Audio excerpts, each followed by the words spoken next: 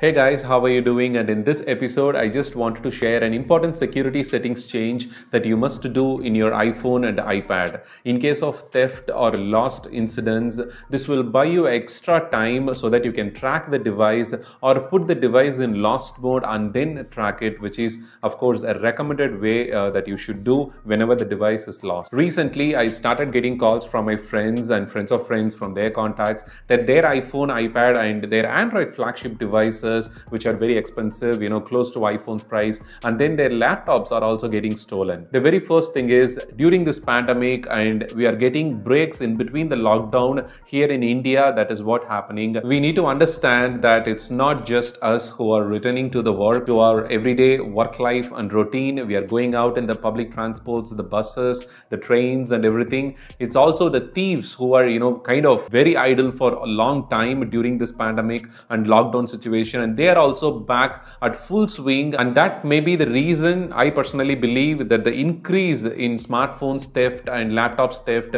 is kind of happening in my circle as far as I understood. So when people ask me whether it is possible to track their iPhone, iPad, as they have the Find My network built in to track the device, so my answer is pretty simple. The chances are 50-50. Mostly thieves, who try to steal the iPhones, they try to avoid it at first place. But if they are doing it, they know that they can use some of the parts for scrap, which is very risky business for them. But still, they may have some contacts, and that may be the reason they are trying to, target on iPhones, iPads, which even though, compared to Android phones, the risk chances of getting caught is pretty much high in iPhone. So that is why I always say it is a 50-50 chance for, finding your iPhone, iPad or Mac computer back, even though Apple has built in so many technology advancements within the device. With Android devices, you know very well that the chances are very less. There are no strong, encryption and Find My kind of level of device protection is there. We need to be very careful and alert while traveling in public transports and in crowded places.